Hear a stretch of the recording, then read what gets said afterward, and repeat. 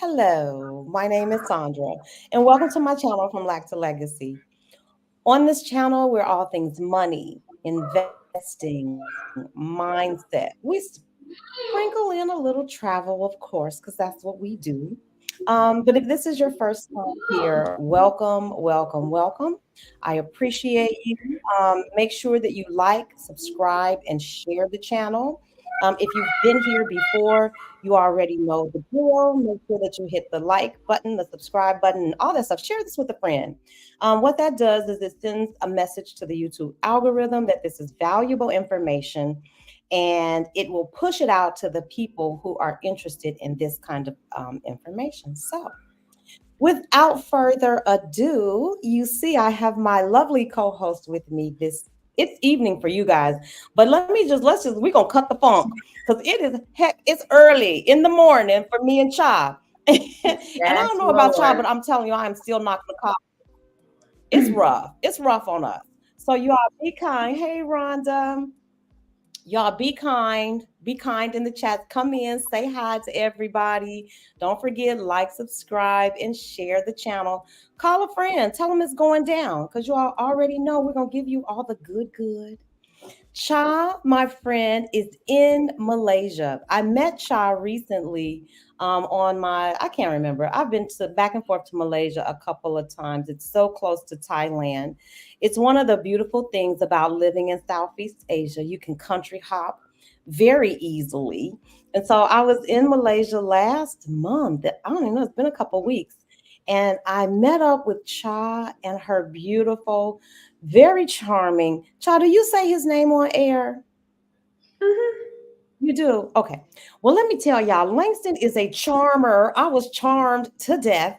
And so we just spent the day together having a good time. And so I thought it might be a great idea if we got together because I know that there are sisters out there who are planning their escape. I know you are trying to leave the US, and some of you are considering Southeast Asia. And I wanted to give you an up close and personal look at two very popular places in Southeast Asia. Everybody knows I'm in Chiang Mai, Thailand. And Cha, where are you? I'm in Kuala Lumpur, Malaysia. Which is my neighbor. It's a neighbor. I'm telling you, it's a $59 flight away. I think it's less than 4 hours. Whatever it is, it's a quick flight. And fast becoming one of my favorite cities. I got some news for y'all in the end. I'm telling y'all.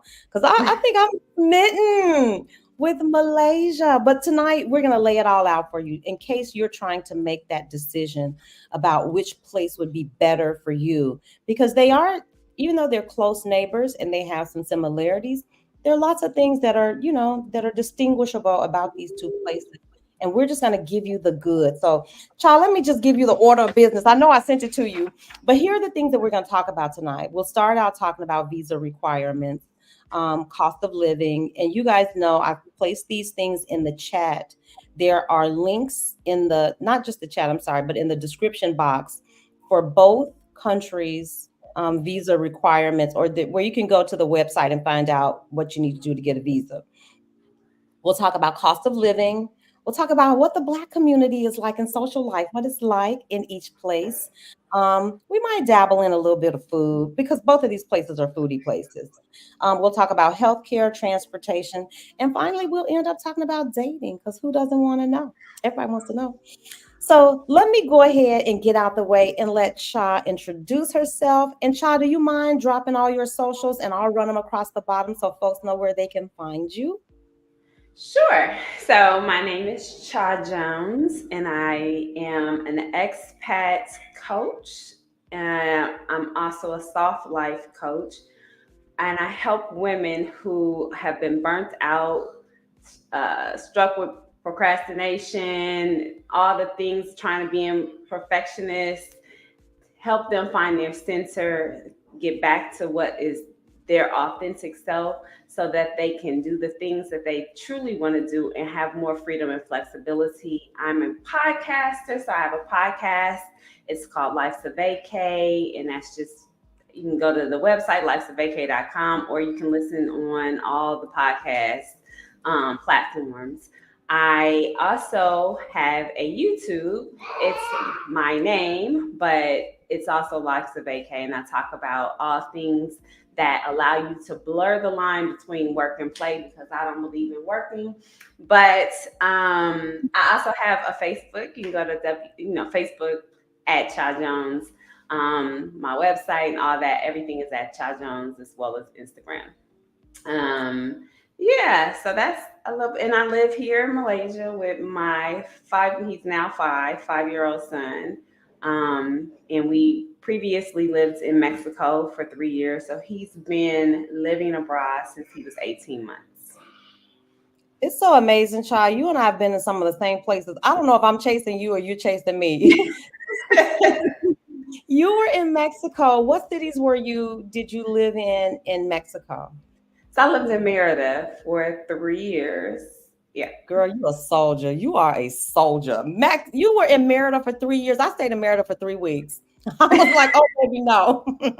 Oh baby, no. Oh baby, It's no. hot. It's hot, baby. If you can stand the heat in Merida, baby, you doing it. It's hot. You're okay. Somebody asked me recently in the chat, somebody sent this question to me and asked me, is Malaysia or Thailand as hot as Merida? What do you think, child? Because I have my answer.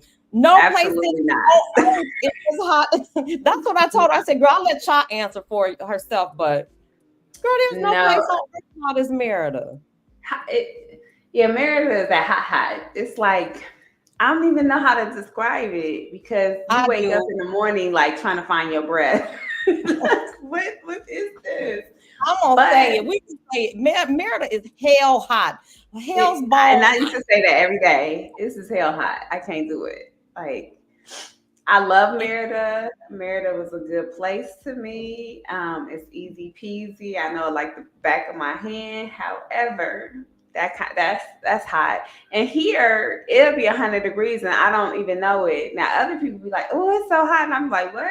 Y'all don't even know hot because that's a different kind of heat in Merida."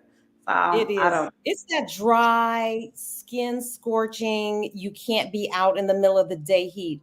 I think this heat where we are is a little more tropical. It's a little more balmy. It's humid.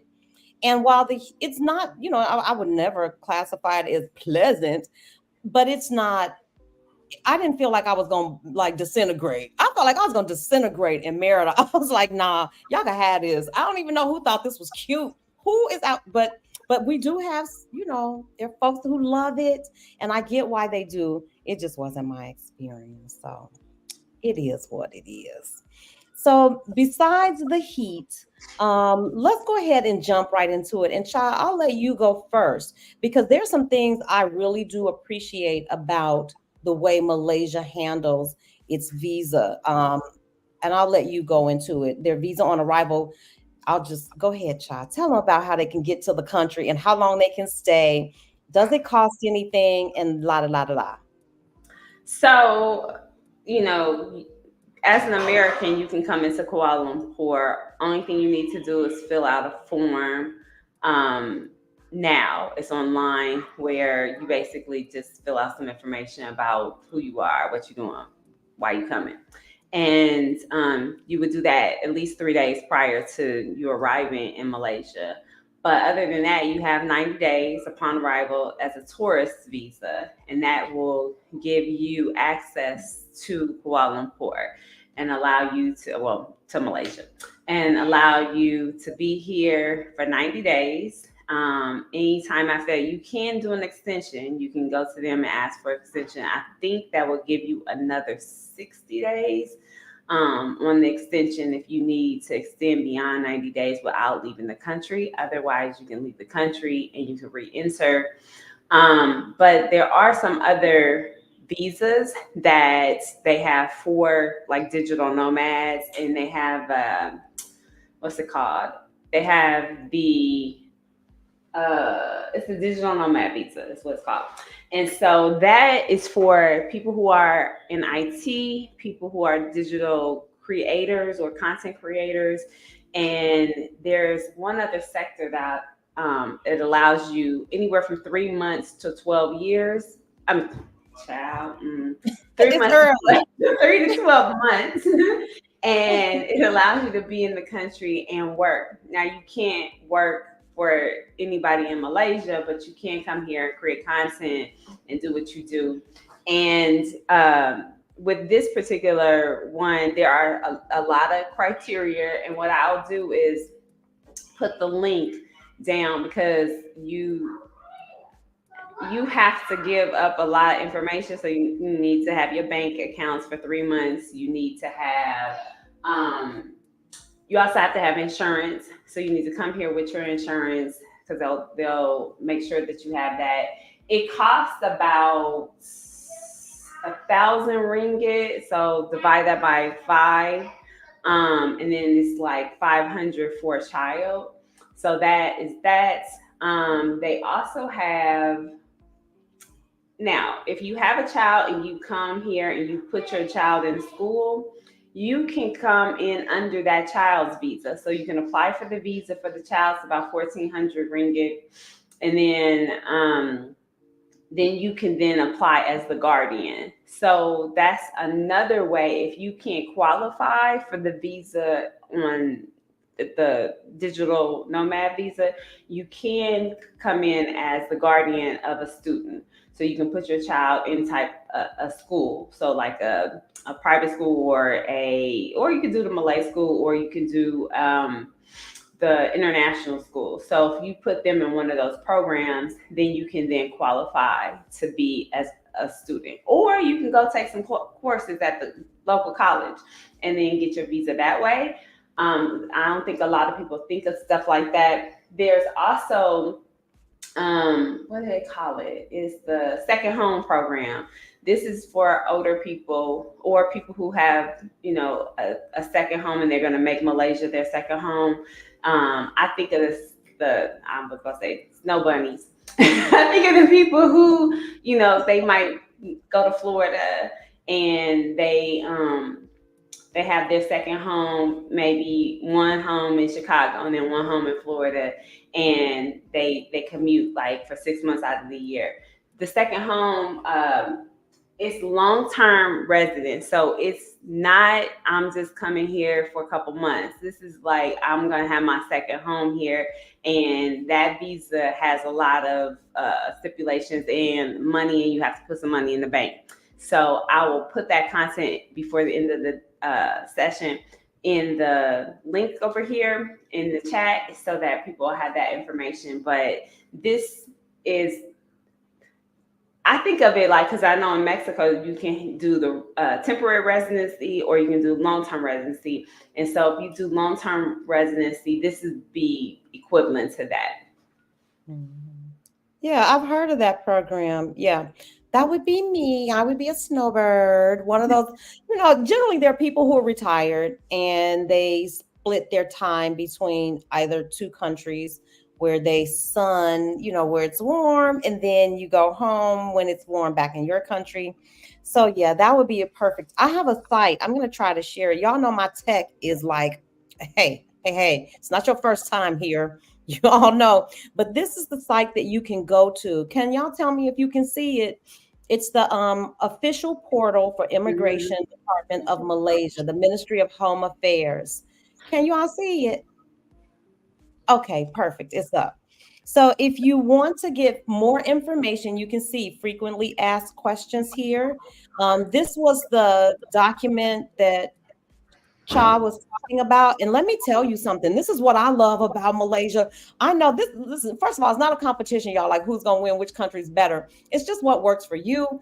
But let me tell you what I love, that you don't have to get a stamp. And I know that some people travel and the thrill is to get a new country stamp in your passport.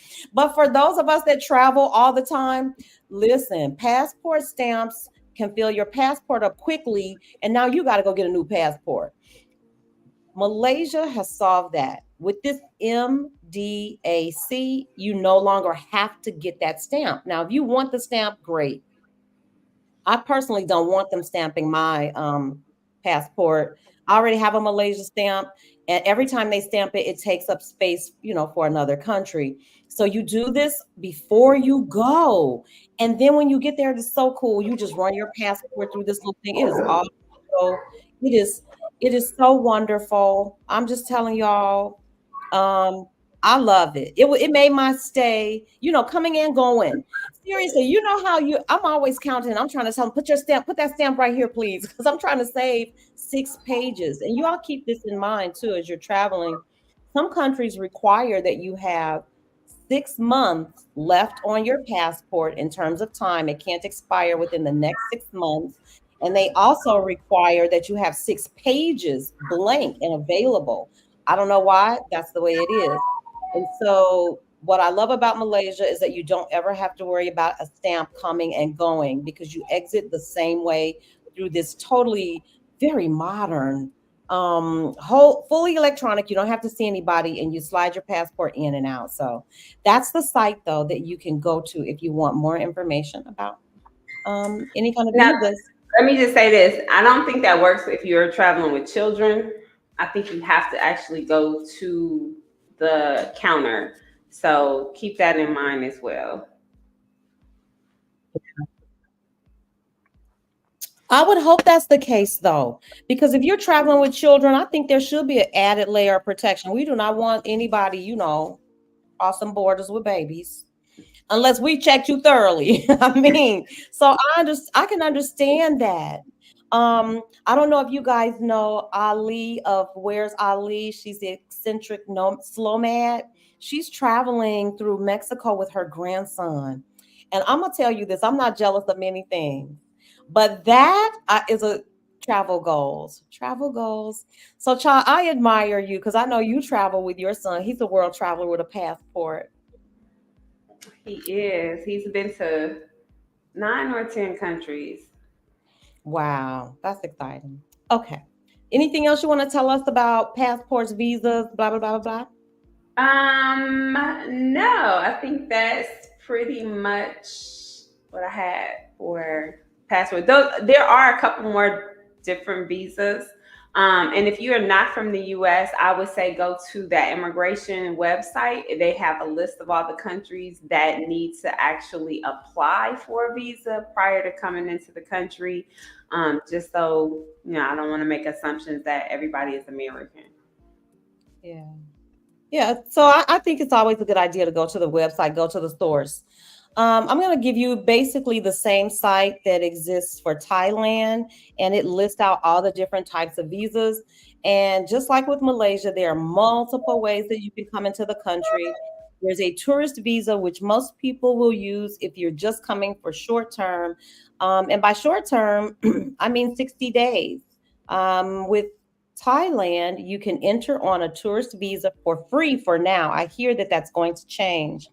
But for now, it's free. You come in, you get 60 days right off the bat, and you can extend that for an additional 30 days at a cost of 1900 baht, which is about $50. So you could get a stay visa free just with your passport for up to 90 days on your first visit. And like Cha said, you can leave the country and come back. Don't ask me how many times you can do it.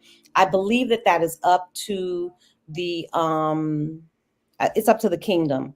They decide how many times you can come in and out, but you can go to this website, the Thai e-visa website, and find out about all the different visa types. I do want to bring your attention to the destination Thailand visa. This is the newest visa type, and I think it's the most liberal. And I'm telling you, if you're trying to come to Thailand and stay for an extended period of time, I think somebody in the chat already has their DTV. But this visa allows you to stay for up to 5 years. You have multiple entries and exits. It's reasonably easy to qualify for. I am not going to quote prices because things change here in Thailand very quickly. But there's a small amount of money that you have to have in the bank to prove solvency. Um, you all, it's something very reasonable because I thought about doing it. And it allows you multiple entries for 5 years. So this would be for your digital nomads, if you own your own business, folks like that. Of course, they have a retirement visa. You can come in if you marry someone in the country. You can come on a student visa. All of those other things, long term stay. They've got a golden visa where if you're willing to drop tons of dollars, you can qualify for that as well. So those are the two websites, and we have those sites in the description box. So, of course, we give you good information here, but you all don't want to show up to a country talking about what Sandra said and Cha said. You want to go to those sites first and make sure that you have your passport in order, make sure that you have all the documentation you need. I'm telling you, it'll make it so much easier when you get to the border. The easiest, I'm telling you, Malaysia was so simple. It was so seamless. I was afraid. I was looking around like, y'all sure that's it? That's all? I didn't have to see anybody, have to talk to anybody in and out. So if you're thinking about either of those countries, I think getting in and out is pretty easy. Child, what you think?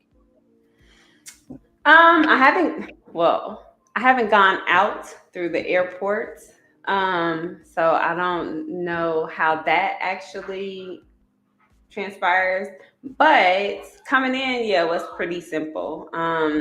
I didn't get any questions or anything. They did want to know how long I was going to stay, and that was pretty much it.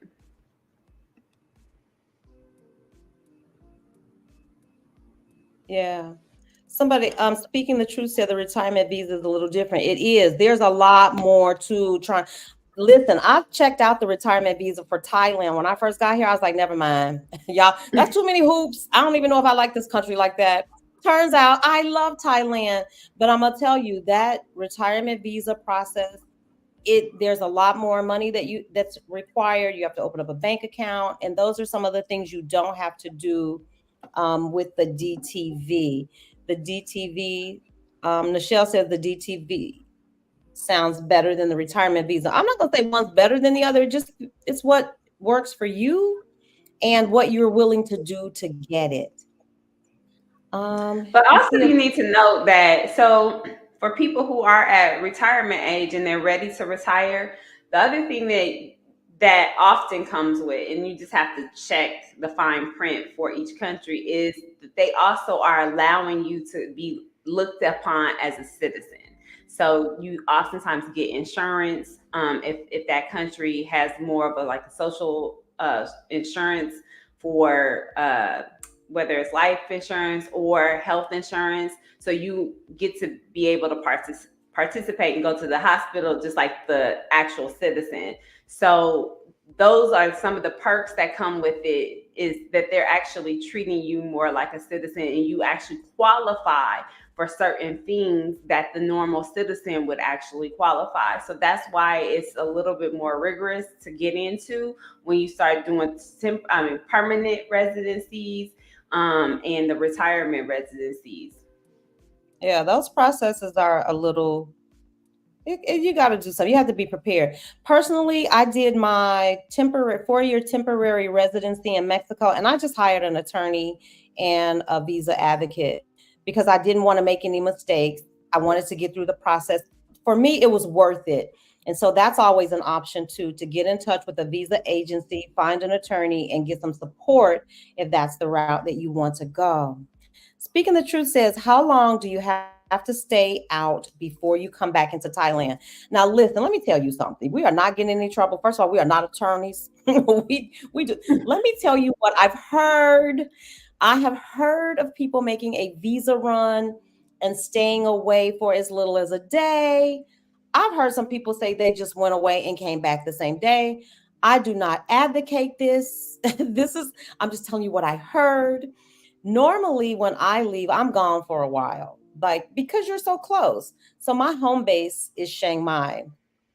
You can stay the 60 days, the 30 days. So you get 90 days.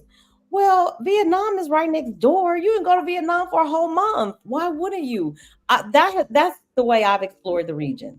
I just go for a whole month. So I don't know what to tell you. I don't want anybody getting in any trouble. So, but there is a thing called a visa run, but you want to be careful. If you want to stay in a country long term, you want to do the things that it takes to stay in the country long term. It would be better for you in the long run. But what word on the street is that you can leave Thailand for a day or so and then return and get a fresh 60 days, 90 days. But you run the risk, I would imagine, of them either denying or, okaying your paperwork or denying it. And so be careful. Keep that in mind. I don't want to leave. I don't want anyone leaving this stream saying, well, I know I can just make a little visa run and come back. That might be possible. And then one time it might not work. So keep that in mind. Be informed. But if I were you, the way I do it is I'm just gone. I'll go away for a month or two and then come back. And I haven't had any problem with that. Cha, can you how is it for Malaysia? Like if you can you go and come? So from what I understand, you can go and come. A lot of people go to Singapore, stay for a day, or just walk over and then walk back over, because it's that, if you're in Johor, you can just go to Singapore and then come back, or you just fly because it only costs anywhere from $9 to $15, depending on how advanced you get the flight. You can get to Singapore for like $9, $15. And then, so if you want to go to Singapore for a day and fly in and fly out, you can do that. Or you can go to like a neighboring country like Thailand. And if you're in Penang, I think it's easier to get to Phuket. So I think you can drive over. I'm not certain, but don't quote me on that. But I do think you can drive over from Phuket because it's connected. Thailand's connected over there on the, I guess that would be the east side of Malaysia. So it's not uncommon for people to do a visa run and go for a day or go for, you know, a, a week or a month. I mean, you think about it. The ticket, like you said, like if you get to Vietnam, you can get to Vietnam, you can get to Thailand, you can get to Indonesia fairly cheap, like Yeah. $65 round trip. So, it's not difficult. You might as well go and explore. I am telling you, this region of the world is so connect. It's easy to travel. Most of the cities, particularly Kuala Lumpur, has a beautiful airport, international airport, flights in and out, very easy. Chiang Mai has an international airport, easy to get around. I have never spent more than $100 round trip, maybe okay, maybe 150 round trip to go to any of these neighboring countries. The most I ever paid was when I went to Japan. That was a little more expensive. But other than that, take the opportunity to country hop, folks. Don't, you know, I'm just saying you can do a visa run. People do it, but keep in mind that that's not a long term solution. Greta Right. posted a question. Yeah, Greta, it's a little bit ahead. Greta posted a medical question, but I'll go ahead and deal with it so that I don't have to come back. It says, if you're 70 plus, is it difficult to get health insurance? Also, do they recognize pre-existing conditions? Greta, that's a good question. That's a health insurance question. I'm gonna say this. I think anytime you have a pre-existing condition, I don't care where you are in the world. It's going to be a little more challenging to get health insurance, and it depends on the company. I'm with Safety Wings. I don't even know that they cover pre-existing conditions. I will say this in my research for these two countries, you cannot get you can't come to Thailand and then buy your health insurance. If somebody knows different, if you hear this in the future and you know different, please correct me in the chat or in the comments section. But I wouldn't advise that you leave your country uninsured with a pre-existing health condition, first of all. Um, and you definitely want to secure your own insurance, period. I wouldn't go anywhere trying to secure insurance there. I do know the safety wings for me because I'm a woman of a particular age. There's no age limit. They didn't say anything to me about, ma'am, you too old for us to insure, anything like that. I was able to get the insurance. I don't have any pre-existing conditions. I didn't have to do a health screening or anything like that. They have two. They have like the health insurance that you would get to cover doctor's visits, just like you would get with Aetna, Blue Cross Blue Shield, or whatever. And then they have travel insurance that I use, long-term travel insurance. You can pay for that monthly. It's very reasonably priced. But again, I don't have any pre-existing conditions. I'm not on meds. I don't have to go to the doctor. So I pay out of pocket. I know a lot of people who do that.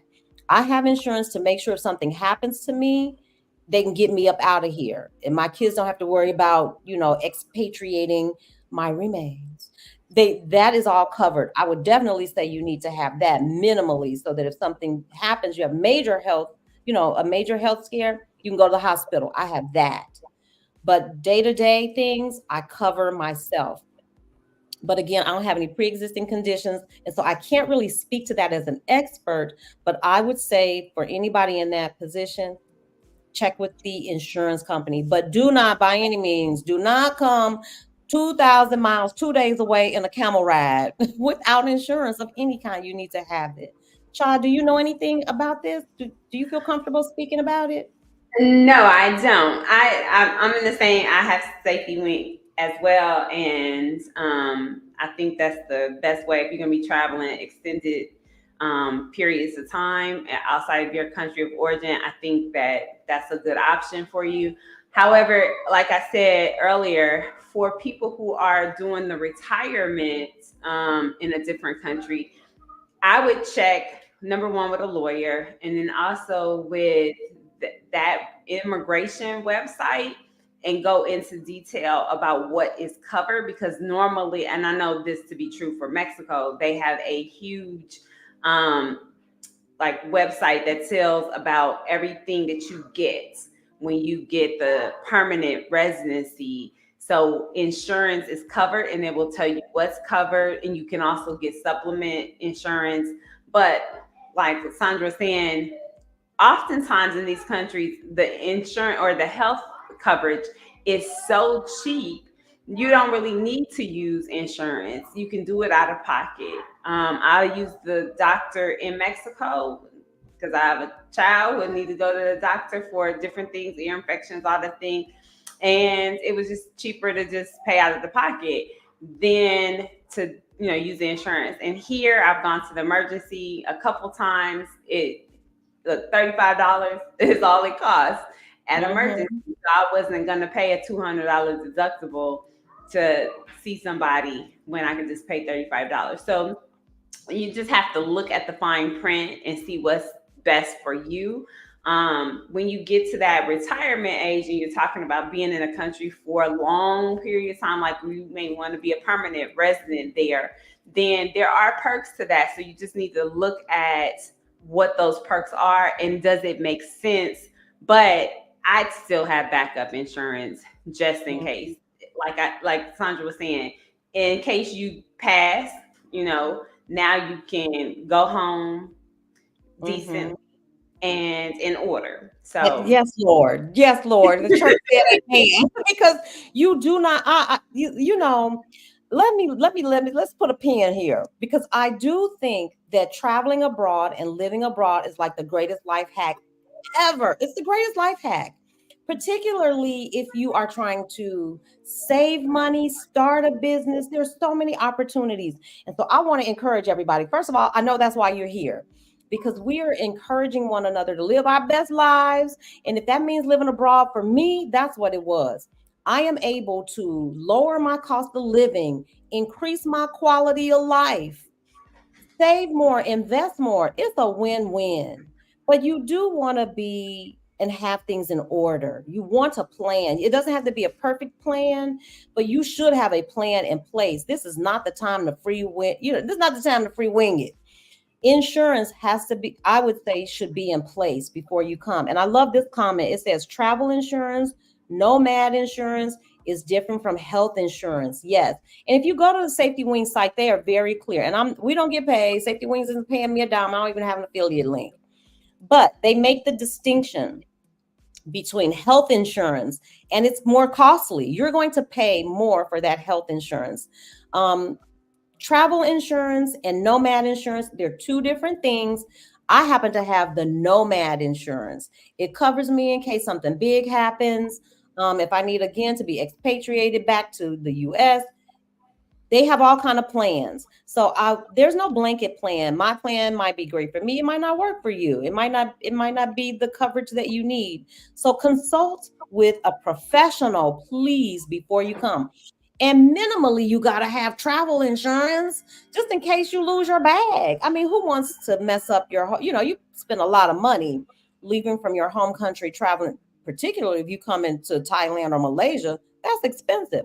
You don't want to ruin your trip. Your luggage gets lost. Things happen. My luggage has been misplaced, arrived ahead of me, behind me, all kinds of things. And you want to have something in place.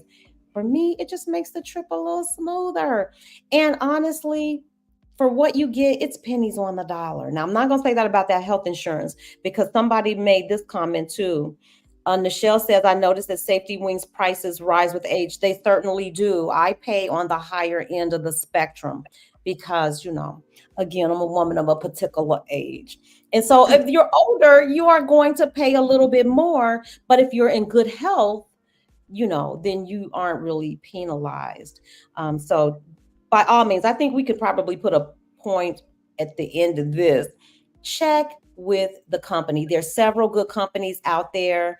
I listed some in a previous video, but ones I've used are Alliance, I've used Generali, and I've used Safety Wings, and I like Safety Wings by far the best.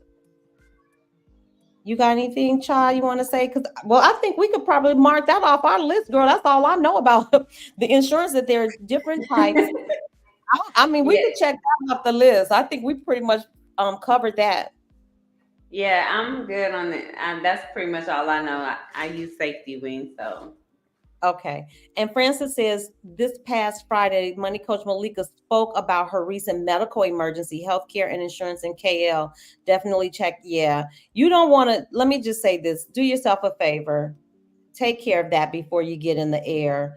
Have your own health insurance. It's just too important. It's too vital to leave to chance. Does Thailand or Malaysia have universal health care? This is to the best of my knowledge. You cannot be a foreigner, come here and live in any way and buy Thai health insurance like from the Thai government. You know how in America they've got Medicare, what's the other one? Medicaid. Those okay. are government sponsored programs for US citizens. And I'm going to assume that in Thailand it's the same, that there may be government sponsored insurances, but they are not for foreigners. Are there insurance companies here that you can buy foreign, insurance as a foreigner? I want to say yes. But I do know for a fact there is no government. Well, I don't know nothing for a fact, y'all. Let's just be clear. I mean, I'm not even trying to shoot y'all. We're not trying to shoot y'all no sunshine. We are here to tell you what we know and share with you what we know. And I always encourage you to do your own research because some of these Chat GPT, Claude, and Google, they're gonna be your best friends. You're gonna have to do some of the research for yourself. But I can say from what I have researched that the government sponsored insurance here in Thailand is for Thai people. You can't come and say, I got a DTV. I'm gonna be here 5 years. I want to get some of y'all insurance. I don't think that's how it works. You're gonna be responsible for your own insurance. Anything in Malaysia? Does Malaysia have universal health care available for foreigners? I do not know that. I haven't actually looked into it, so I would not be your source for such a Mm-hmm. question.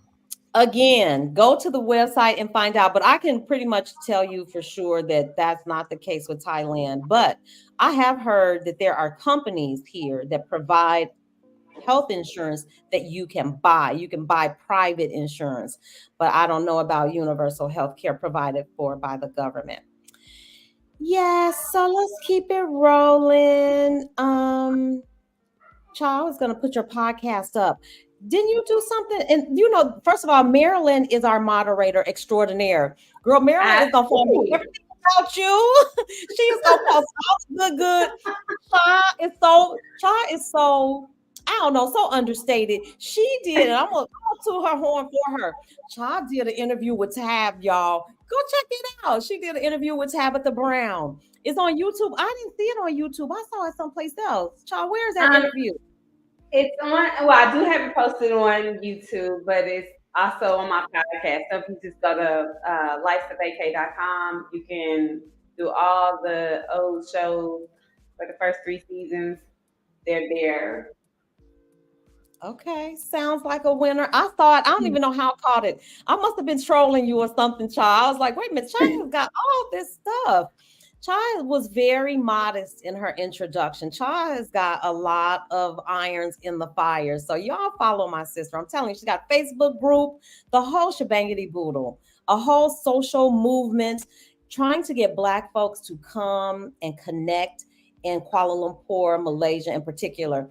And so I almost let the cat out the bag. She convinced me when I was there. I was like, yep, say less.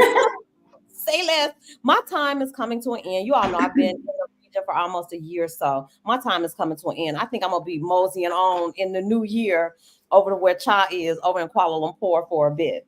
Okay, so Cha, we talked about visa requirements. We talked about health insurance. Let's get into the cost of living. And I'm gonna pull up this site. You guys know, and I've shared this with you before. I'm gonna share Numbeo with you all. Numbeo is a site. It's listed in the description box where you can talk and compare countries, just about any city, to be honest, around the world on Numbeo. So, Cha, I'm gonna let you jump in first, and then I'm gonna bring up the Numbeo site so we can put them side by side and we can look at grocery prices and stuff in real time.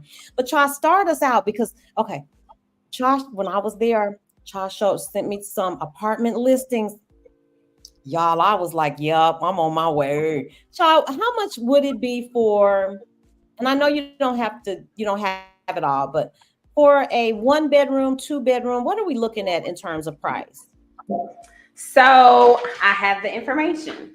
So basically, a one bedroom, depending on if you're in the city, is going to run you about. Listen, I've seen people who got apartments for $200-$300. That's now. I'm gonna say this. You get what you pay for. So I don't. That's not my thing. So you can get an apartment for $200-$300. However, again, it's probably gonna be like a little shoebox or whatever. It's not gonna have many amenities. And the one thing I love about Kuala Lumpur is that the places are really nice, and for the most part, you can find a new building. They got so many buildings that don't have nobody living in them. You can probably negotiate whatever you want. I negotiated the price for my apartment. It was a little bit less than what the asking value was, but any dollar saved is a dollar earned in my opinion. But for one bedroom, you can get a decent one bedroom in the city for about 600. That's in Kuala Lumpur for one bedroom. But again, depending on what amenities you want, it's going to be a little bit higher. You can get a two bedroom for anywhere from $600 to $800, depending on where you are. If you're outside of the city, you can get it in between 5 and 6. And so when I talk about amenities, for instance, my building, and I'll just go ahead and disclose it. It doesn't have many people. It's a newer building. It was built in 2020. People didn't really start moving into 2022. But we have all the amenities. We have 2 or 3 pools. You have basketball courts, tennis courts, racquetball courts, miniature golf course. You have a game room. You have what they call the kitchen, where you can rent that room out. There's a sauna. There's a gym in each building. There's 5 buildings, and so the gym or smaller gyms are like cardio, and then there's a large gym for everybody that has the sauna attached to it, and in each locker room for men and women, and then the actual like weight room and all that kind of stuff.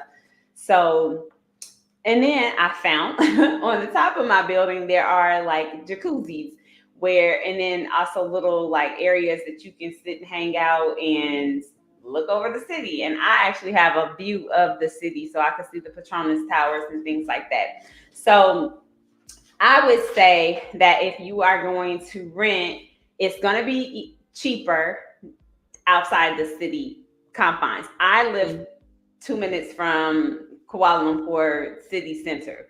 So it's going to be a little bit more expensive, but when you start moving outward, it's cheaper. But then there are what they deem expat areas. So I also live in an expat area because I live in the embassy area. So I live next door to the Korean embassy, about 6, 7 minutes from the U.S. embassy. Um, those those areas are going to be a little bit more expensive as well. So when you talk about living in the actual country and culture, then those are going to be cheaper areas to live in. So it's really about what you want. But anywhere from 550 for one bedroom to 6 to 750 for a 2 bedroom is gonna be a decent place to live. Also, Yeah. I do have prices on 3 bedrooms. They start about 645 and go up. I think that's pretty much in keeping with what is on this Numbio site. I'm trying to get back to it. Cha, you gave the price, the ranges for 1 bedrooms, 2 bedrooms. I think if you're comparing city by city, Kuala Lumpur is going to be a little bit more expensive than Chiang Mai if you're looking to compare the two, in terms of just price. Overall, yeah, let me just scroll back to the top, and it says, and I found this to be true because I've been to both. Kuala Lumpur is 12% higher than Chiang Mai without rent. Kuala Lumpur is about 16% higher than Chiang Mai in terms of cost of living. The rent is 34% higher. See, I think that might be, in my experience, from what I saw and what I'm paying, I don't know, 34%, but that's what they say on Numbio. Restaurant prices in Kuala Lumpur might be 47% higher than in Chiang Mai. Grocery prices in Kuala Lumpur are 4.9% higher. In Chiang Mai, for me, they're essentially the same. That's 5% higher. And then the local purchasing power in Kuala Lumpur is 100% higher than in Chiang Mai. Well, I'm going to say this. For Chiang Mai in particular, and I can speak to that one, I think that what you get in Kuala Lumpur is better infrastructure. They have an entire transportation system. In Chiang Mai, you have rideshare, tuk-tuks. It's smaller and it's a little more localized. But when you go to Kuala Lumpur, I'm talking about city. I love Kuala Lumpur. Please, nobody, you can't say anything bad to me about Kuala Lumpur. I love both, but they're different. I think Kuala Lumpur is bigger in terms of the population. It's certainly bigger in terms of, I want to say, the land span and infrastructure. If you like walking on real sidewalks, continuous sidewalks, Kuala Lumpur is going to be a winner. At least every place I've been, and I've only visited a few neighborhoods, but I found great infrastructure, great transportation, and it's easy to get around. And so I think that might justify the slight cost difference. So according to Numbio, you were spot on. They're saying that a median 1 bedroom inside the city center is about 550, and if you come outside of the city center, you are going to pay a little less. For a 3 bedroom city center is about 1,100 a month, and if you come outside of the city center, you could get a 3 bedroom for approximately 650. So these, of course, are round numbers, and this is not static data, it's dynamic data, it's constantly changing. But I find this to be true too for the Chiang Mai side, that you're going to pay more, of course, if you go into Old City, which is the very touristy area. It's connect all the temples. 400 sounds reasonable. I'm outside of the city center. I pay 325. So this 260 sounds about right to me. 3 bedrooms, of course, again, higher in the city center and less if you come outside the city center. So Chiang Mai is similar to Kuala Lumpur in this way, that there are expat areas. The expat areas in Chiang Mai, the one that I stay in, is called Nimin, and you'll find a high concentration of expats there.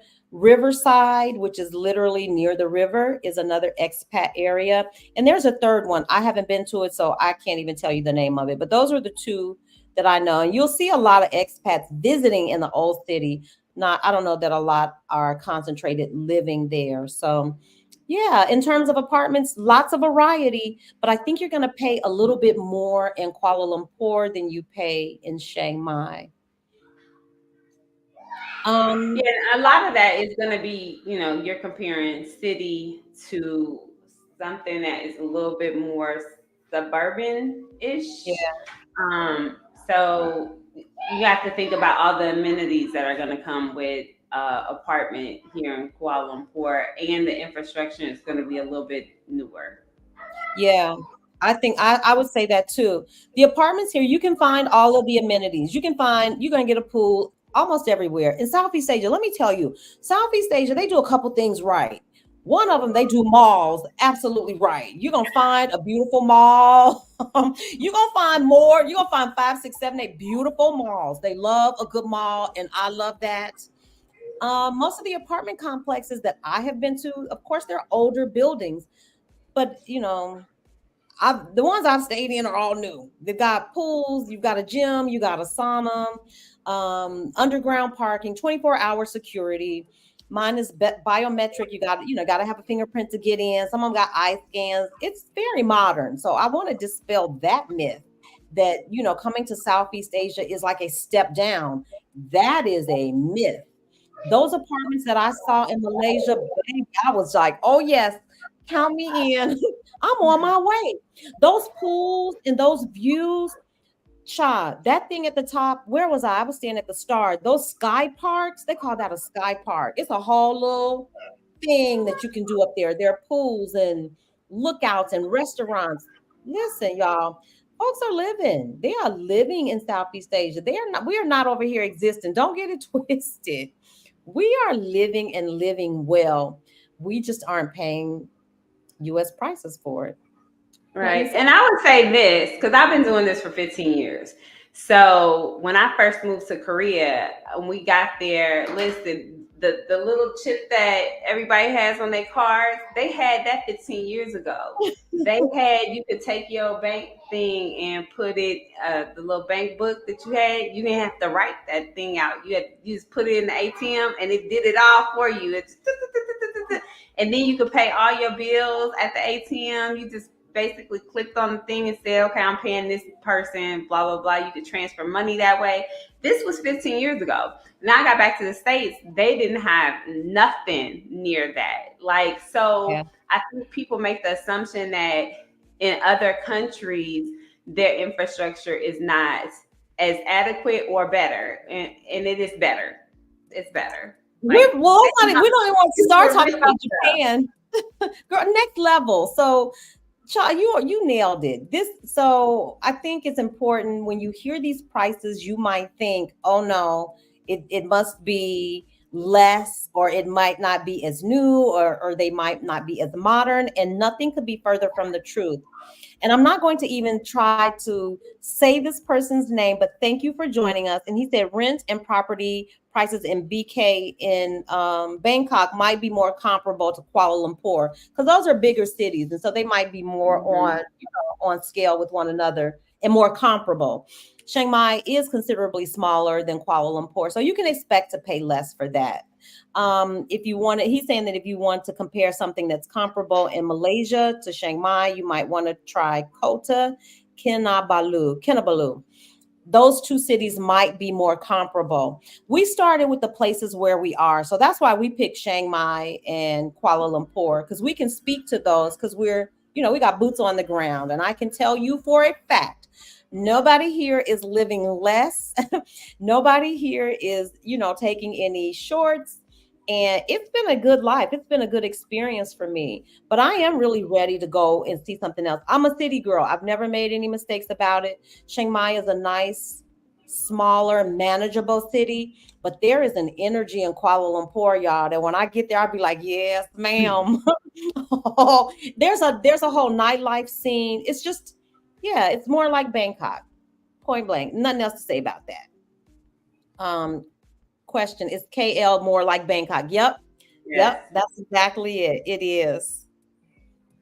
And if you love Bangkok, if you love the energy of like a Chicago, New York, Bangkok, that's your vibe, then you might enjoy Kuala Lumpur a bit more. Chiang Mai, I'm trying to think, what's a smaller city in the US that might mirror Chiang Mai? I don't know, because I never lived in any small cities. I'm a big city girl. But I don't know. I never did small city living. So I'm not gonna speak about something I don't know anything about. But yeah, Chiang Mai is a smaller city, but still it is a city with full amenities. You can get food anytime, day or night. It's got an international airport, so it's just smaller, but not less. So if smaller cities are your vibe, then Chiang Mai might be your choice. If you like real energy of a big, bustly city with nightlife and restaurants and public transportation, KL might be better suited for you. Cha, what you think? Yeah, I agree with everything you said. Now, Nichelle said she wants to compare Thailand. This wasn't. Oh, I can't even. It went up. So I What? think that Thailand, Mexico, and uh, Oh, Malaysia. So the apartments for me, you can speak to Thailand because I haven't been to Chiang Mai. However, like, so I lived in a brand new townhouse in Mexico that had, it was basically 3 levels. I had a rooftop terrace. And so everything was basically modern, but not the same. I don't think that modern and this modern are comparable. I live in a brand new apartment here in Kuala Lumpur, and this is different because, like, Merida, it's Mexico. Mexico's infrastructure is not that great. I mean, you can still live in a nice neighborhood. You can still live in a nice house. I had a really pretty nice house. However, I didn't have warm water or hot water in my kitchen. I had to go just tell the truth, outside. child. Tell the truth. Tell the whole truth. Tell the truth. Tell the truth. So Because I'm coming right I had to go get behind some you. hot water outside at the little like maid, washer.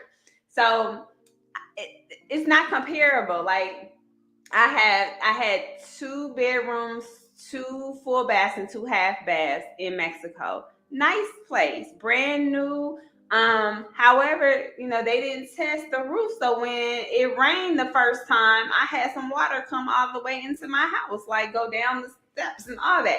So it's just not comparable. Number one, nice place, clean place. And I thought it was amazing when I was living there. Then I came here and like I got $1 million view. I can literally see all of Petronas Towers and the little Nido and all that. I see the whole skyline at night. It's amazing. You would pay a good $1 million in New York for that. But here, I have central air, so it's a lot different. All very nice in what you would consider modern for wherever that particular place is. And so I think my experience with living in Mexico is I got the amenities and the things I needed for that particular time. And then moving here, it is more city. So I'm living like in the heart of the city. I can walk to different places. I can get on the train. I can do all the things that I would not necessarily. I wouldn't even have a train in Merida, right? So a train. When I say train, I mean like a monorail system or a system that can get you around the local community. Yes, they now have a train that can get you from different parts of Mexico, but it's just different. So I don't think it's comparable at all. Y'all see me rolling my eyes because Charles being so gentle. I'm about to give it to you straight. I bopped around Mexico. There's no place. I didn't get to the Pacific coast, but I did all the Riviera Maya. I started in Playa and bopped literally throughout the country. I'm telling you, for a whole year and a half, I came back to Playa. And again, like Cha said, I had great apartments when I was in Mexico because that was the first place I stopped. So I'm thinking this is great. They were modern, they had elevators, they had those wall units in terms of air, security, but it was nothing for me not to have hot water. I mean, that was like one of those things. You would get warm water, and sometimes you would get hot water. Sometimes your power would go out. I haven't had those problems. So we're not see. I was gonna say we're gonna tell the people the truth. Now, Mexico. I forgot about that though. I forgot the power would just You randomly forget the go out. power outages. The power outages would drive me bananas. I'm like, really? I need power. I need consistent power. So while let me say that this is what makes Mexico to me, since we're talking about comparing Mexico, Thailand, and Malaysia. I think Mexico is a great first stop if you're maybe have a little intrepidation about leaving the country for the first time. You're leaving the US. Mexico's close, you've got proximity, it's easy to get back home in case something happens. But Global Granny Anita is telling you the truth. Mexico has some infrastructure things that make life not difficult, but these are considerations. You may have to Mhm. have propane delivered. You may have to have your water delivered. You may have issues with hot water. Central air is not really a thing in most places. I had a place with central air, one without. I paid considerably more. So let's talk about prices. Y'all, people gonna be mad at me. I love Mexico, but Mexico is not the bargain that it used to be. Sorry. I went back 3 years ago when I first got there. It was still reasonably priced. I was back there a few months ago. My head was spinning. I was like, I cannot believe they're asking for $1,200 for this apartment. I would never pay you $1,200 for this, sir. When I can be in Southeast Asia and have top flight amenities, new buildings.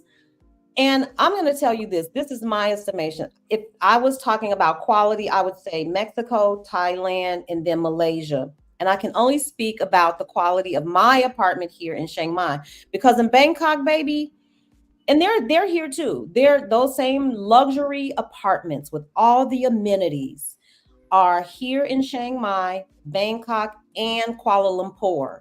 You are not getting less. Trust me. You're just paying less. I have 24-hour security in our building. There's a person called a juristic person. So there is someone who's on duty. She's here till 5 or 6 in the day. They pick up the mail, they take in deliveries. When I'm gone, she pays my bills. Honey, we are in Southeast Asia living. We are living. Um, I would find it difficult for me to go back to Mexico and pay the prices that they're asking for the quality of what you're getting. It was one of the reasons I left. I was never quite able to get the quality of the apartment that I wanted for what they were asking me. I started out paying $1,000 for a 2 bedroom. Then I went to a 3 bedroom. I was paying $2,000 a month. And when I tell you all, my air conditioner worked 3 days out of the week. My dishwasher never worked. My dish, it was always this. We're gonna fix it tomorrow. Manana, manana, manana. I can only tell you that is my experience. That is not everybody's experience. There are It's not beautiful, far from everybody's experience. but people don't want to tell the truth because I think we have this, and I get it. You don't want to be a bad guest. You first of all, these countries are kind enough to allow us to come and stay and share the wealth and the bounty and the beauty. And I Thank so you. appreciate, and I want to go back. But I have to tell my sisters the truth, because if you're trying to make that decision, I would be ticked off if you all were having this conversation and you didn't tell me the truth and you knew what the truth was. And so Mexico has pluses. There are reasons you want to go there. If this is your first time, if you need to be able to get back to your family quickly. If price in terms of transportation, going back and forth, you can get a ticket from Dallas, $200 or less, from Atlanta, $200 or less. That matters. If you're coming to Southeast Asia, baby, that flight is going, first of all, that flight, So you better get some rest because it's going to take you 24, 48 hours. sips tea. That flight, I don't care if you pay for business class or not, you are still cooped up on a plane for 15 hours. You still have to go to that little teeny tiny bathroom. You have to be prepared. And so, we're here to help you. Cha can help you relocate to Kuala Lumpur. I can help you relocate over here to Chiang Mai. And we offer, I do anyway, we offer relocation support, helping you book your flights, all of that stuff. Because if it's your first time, you want to avoid some simple mistakes. So lean in. Let us help you. The girls can help. We've already done those flights. We can help you. Sean, talk to us while we're here. What kind of support do you offer? If someone is interested in coming to Kuala Lumpur, what kind of services do you offer? Absolutely. So, I've been doing this for 15 years. So I do intercultural consulting. My master's is in intercultural communications. I work with Fortune 500 companies who are sending their good people to these wonderful countries to be traditional expats. And I help people who are either traditional or non-traditional. Non-traditional, I would say I consider those as self-initiating, meaning you footing the bill and you getting yourself from to and fro. So I help people who are wanting to, come to where or go to any country. I can pretty much, help you with that.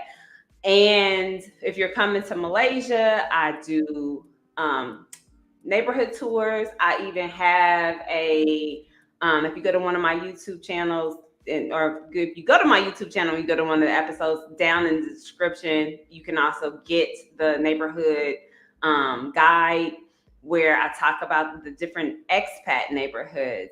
And these are the ones, it's like 10 that people pretty much go to. And I give out the benefits of each one because they're all different, compared to where I live, compared to that's the part when I go there, I'm like, this is beautiful.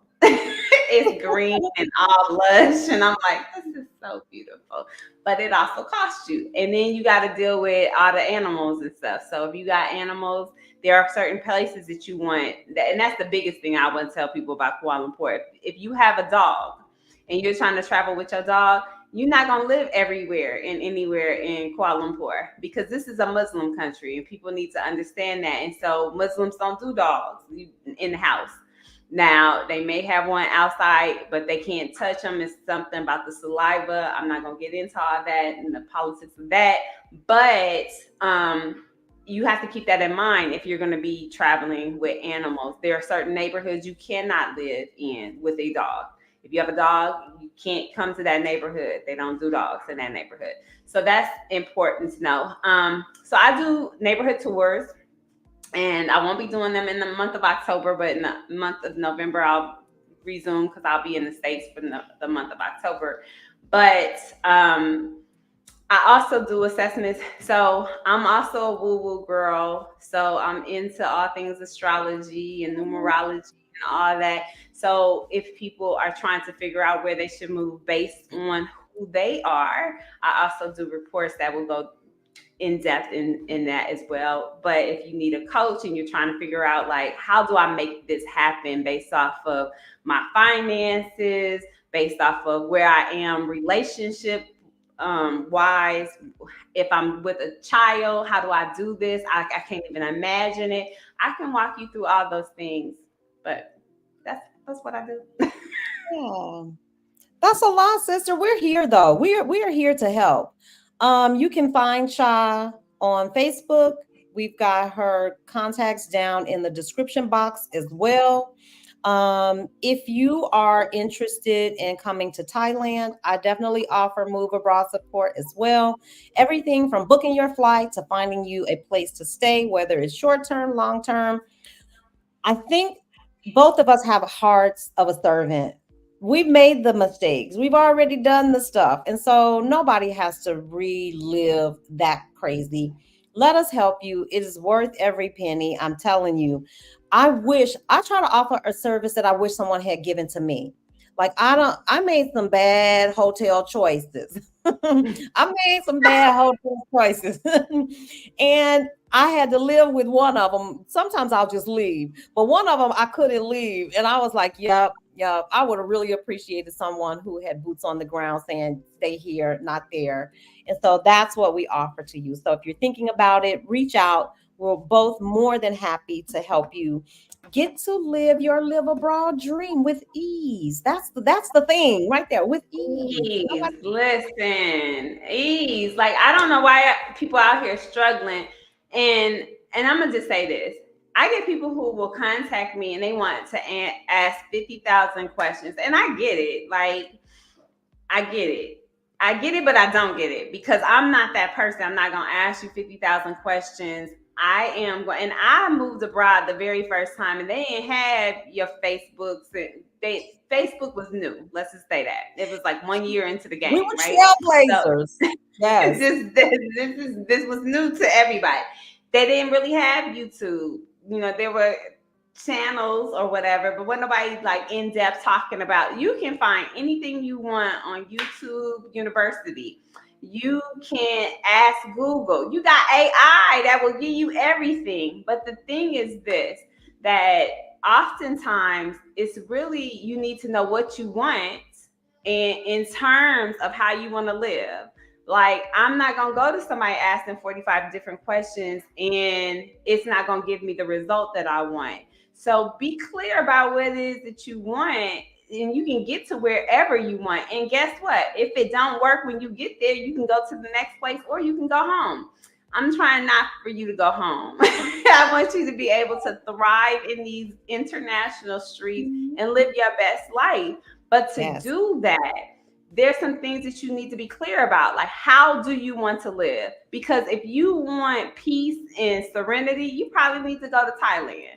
And I'm Mm-hmm. not saying you can't find peace and serenity in Malaysia, because you can in certain parts. But if you're going to come to Kuala Lumpur, you need to be woke and ready. Now it's going to be safe. You can be out there all times of nights and doing all kinds of things. However, you also need to be mindful that it's a Muslim country. So do you want some of the confines? Now it's not as restrictive as like other Muslim countries. You can still drink here. You can still live your best life, go to clubs and do all the things, because they're not checking for you. But be clear about the lifestyle that you want. I think that's the biggest thing that I see when people, they say, I want to jump ship. Remember this. If I don't say nothing else, I'm going to say this. You take you wherever you go. So you can't run from you. You can run from a lot of things, but you cannot run from yourself. And so you have to be clear about what you want and why. You have to understand why you leaving.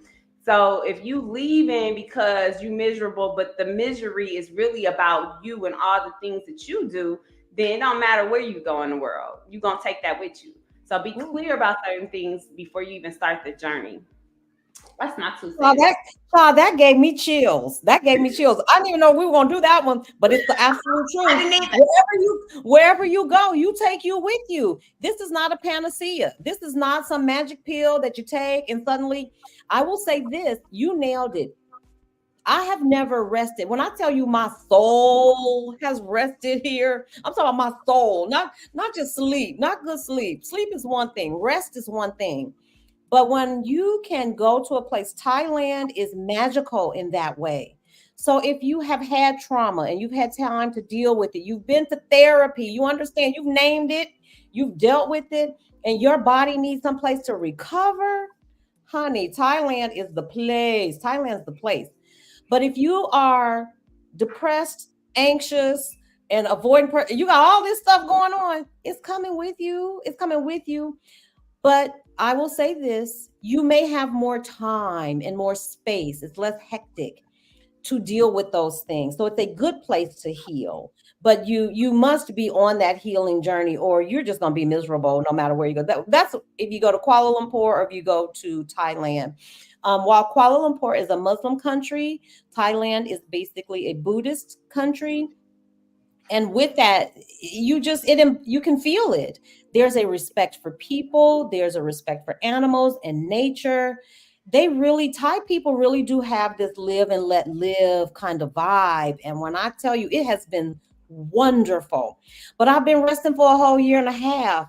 I'm ready for some little amp it up a little bit. I'm ready for some nightlight. I just want to see it. There's a whole city vibe that I really kind of, I think I'm craving, and I find that that might be what I can find in Kuala Lumpur. It's a little more city, and so I'm ready for a little more city. So that those are two differences. That if you're looking for rest, and I'm talking about soul rest, not just yoga, not just a massage, not just getting your nails done, that's self care, on a surface level. But if you're talking about some real deep, girl, you need to heal from the trauma.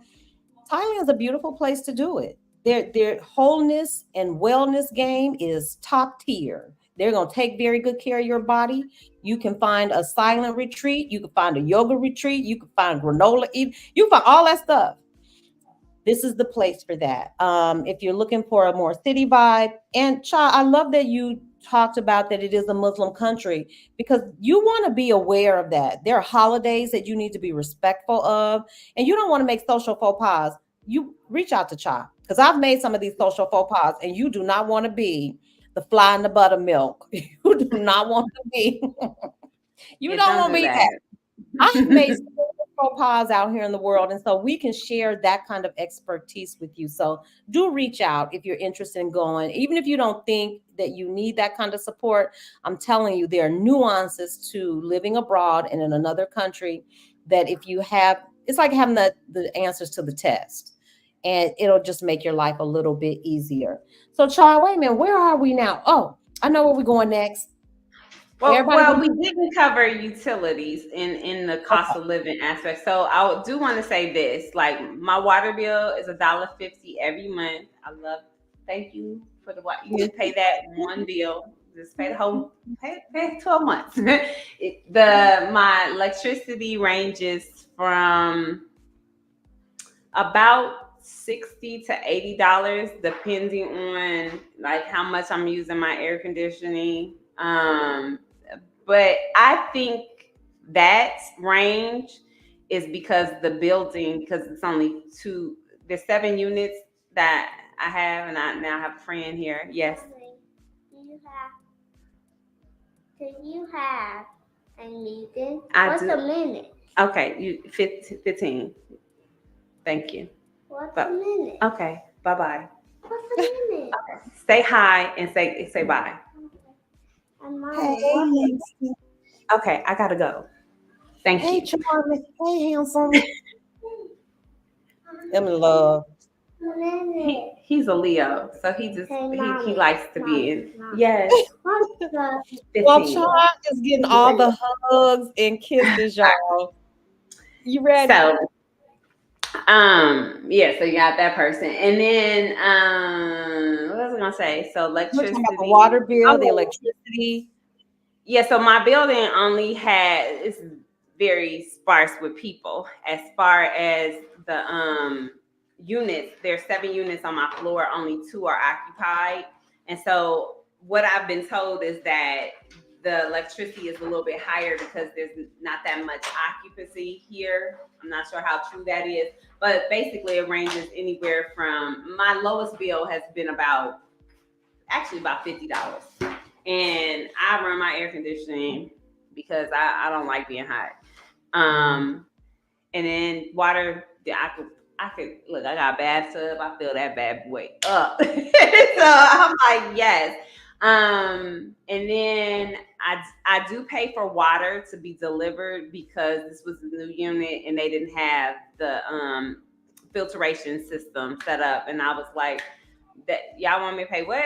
No, we're gonna go with the. I went and bought like the stand with the jugs, and literally I get 5 gallons a month. That, I mean, it just depends on what I'm using, but basically I order about 5 gallons a month or every 2 weeks, and it's like 37 ringgit. So what? Not even $8 or $9 for 5 gallons. And so, yeah, that's pretty much it. And then my cell bill is about $10 to $12 a month, and I actually have a plan. And my internet is about $25 a month, depending on fluctuation with currency. Yeah, I think everything is going to run just slightly higher in Kuala Lumpur than Thailand. My electric bill, and I'm with you, child. I run it all the time. I run it day and night. There's no question about it. I'll turn 2 on if necessary. And my bill is averaging about $50 a month. I've never paid more than $50. My water bill, I've never paid more than $3. My internet is actually $9. My cell phone is $9. I round up to $10 for each of those. Um, my groceries run. I just did a video. If you haven't seen it, what $50 gets you in Chiang Mai. I can shop for the whole week. $65 is like on the outside. I'm talking about balling out at the grocery store. You just go and throw the stuff in your cart. Everything you want that you need. I can spend about, I think the most I've ever spent is 80. But normally my weekly grocery bill is $65. And let me say this, I know you can get it for less. If I went to the local markets, I could get all of this stuff for less. So do not come in the comments talking about that's too much. I choose to shop at Big C Extra because it's convenient. I can get everything I need there, and the bill runs about $65. I'm getting everything. So I think, I don't know. When I was in Kuala Lumpur and went to the grocery store, things were slightly higher, but not enough. It wasn't enough. No, I think it's groceries is probably by far the biggest bill that I have. I Really? probably now I cook a lot, but I also when I think about it, I eat out a lot, and I feel like you can eat out for way Mm, less. Like you can literally feed four people for less than $25 out here in these streets. Like you can that's true. get if it's two people, you can have a meal for $6-7 easily. When I go Mhm, grocery shopping, mhm. I'm spending. Yesterday, I got is it 6 items, and I spent $45. Like I think, and then I try to eat more organic and whole foods. So I don't eat a lot of meat. I don't buy a lot of meat. If I buy meat, it's gonna be salmon or shrimp that's in my basket. So that's gonna be like a higher ticket item because the salmon is gonna be about $5. Yep. Um, the shrimp is gonna be about $5-6, depending on like is it the whole shrimp or whatever. But I think groceries are expensive because I've paid $80 in Yeah. just a basket of food. I think it is a little more. I think food cost is a little higher in Kuala Lumpur than it is here in Thailand. Having shopped in both places, I felt like I paid a little bit more. I mean, but still, when I'm thinking what I would have paid in the States, I'm okay. I'm okay. It doesn't Yeah, compare. I'm good yeah. because there, you can't Whole even go Foods was Whole Foods was killing. like a whole. I felt like I was doing student loans. Like, wait a minute, what? Well, did Yeah, you just pay $200 for this easy, thing? easy. And I gotta come back next week and do the same thing. Yes, ma'am. So And it's hands straight down, food. we're Mm-mm, not I gonna even can't. discuss. But child, now there's one thing I noticed too, that because Malaysia's a Muslim country, if you're a pork eater, you can find it, but it's usually separated. The grocery store that I went to, the pork is in like a totally different section of the grocery. Non-halal. Yeah, Yeah, non-halal. So non-halal. but it's there. I'll trust me. I was able to find bacon in Kuala Lumpur. I'm gonna find the bacon now. So that's I'm in heaven because I don't eat pork, so I'm just like, yo, I love it. I don't have to but say, hey, I don't want that on there. But unless you go to like, so if you live in like a place like Dessa Park City, which is more Chinese, then you gon' you gonna have to be like, excuse me, what's in there? If you don't eat pork, right? So Mhm. and it normally is it's a big pig on the door or something to let you know that they serve pork, and they gonna probably put it in everything. You see, so be careful. But I can eat everything, so I don't have any problem in either country. Karen says, "What is the weather like in Thailand in August?" I would say the hottest time it was in August. I left here in sometime February, March, April, May. June. There were a string of 100 days I thought was never going, 100-degree days I thought was never going to end. I was like, yep, it's time for me to leave Thailand. So let's be clear. There's a time of year where Thailand is hot. It's not Merida hot, but it's hot. Starting now, this is September. This is rainy season. It starts to cool off. So late August, September, October, you run into rainy season. The average temp might be 87. You might hit 90, but definitely not any 100-degree days. And then around November, right before the Lantern Festival and all the festivals, glorious weather. It's beautiful. It's glorious. It's the time, I think, if you're a first time coming to Thailand, come in November. Come for the Lantern Festival. It's at the end of the month. It's a beautiful time. You're very tolerable.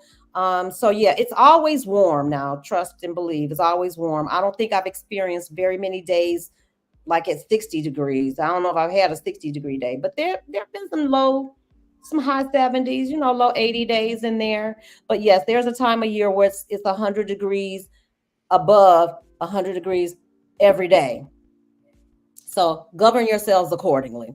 And I would imagine that Malaysia is just as hot. Is it pretty much the same? Is there a rainy season? It's rainy season now, but it hasn't rained in the last 3 or 4 days. So, but normally it rains every day. And when I got here in April, it rained every single day up until August. And then rainy season starts in September or August, end of August, September, October, November, December. And it's pleasant, especially in the afternoons. It's really nice to go walking and to be outside because you get the breeze. And if you're at the top of one of these buildings in that brick, baby, ain't nothing like it. I love it. If I notice we have quite a few new people in our chat. Welcome, welcome, welcome. I hope you're enjoying this stream. I hope you're getting some useful information. Please don't forget, like, subscribe, share the channel. Please check out Cha's channel, Life's a Vacay with Cha Jones. She's on YouTube, Facebook. You can find her across social media under Cha Jones. So be supportive. Go hit the like button. First of all, if you're here, it's absolutely totally free. If this is your first time and you are not subscribed, what are you doing with your life? You see what we hit that doggone subscribe button. It costs you nothing, but it means so much to us as content creators. It really does help keep you encouraged to, keep putting out good content, improving. So make sure you check out Cha's YouTube channel, like, subscribe, share it with somebody, and get over there. And she does some great stuff. I mean, her videos on Kuala Lumpur, I'm telling you, you'll get to see things that you might not get to see unless you were there in the country. So check it out. Do that for us. Now, I'm getting into Freedom wants to know, can we talk about children and school prices? Child, that's you. That's all you. I don't want to touch that no more.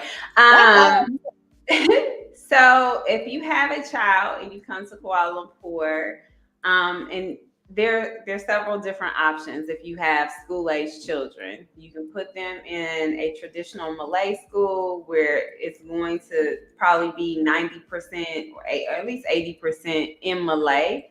So you want your child to learn Malay and be fluent in Malay. That might be a question you have to ask. It's going to be a lot cheaper. I don't have prices on that because I haven't looked into Malay. I actually, right outside my door is a Malay school that my son says he's going to attend every day. So you have that. You also have private schools. That's going to be more expensive than anything. There are a lot of Montessori schools, but I don't know that they're all traditional Montessori schools. So it's something you're going to have to think about investing time and research in. Now, I have looked into the international schools. Now, anybody can set up an international school in Malaysia if they got some money. So you might want to look at the curriculum, ask some questions, go do a tour.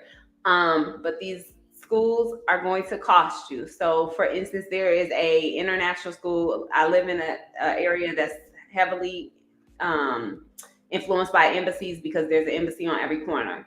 So a lot of the students from the American embassy or the more affluent children go to this school. It's called ISKL. And it is going to range for kindergarten about $10,000 a year. So you also have to think about the assessments. You have to take an assessment to get into school. They can deny you. So you're going to put some upfront. It's going to be about anywhere from $1,300 to $2,000 just to get your paperwork started. And you can get denied. And some of that's non-refundable. At least $1,000 of it is going to be non-refundable.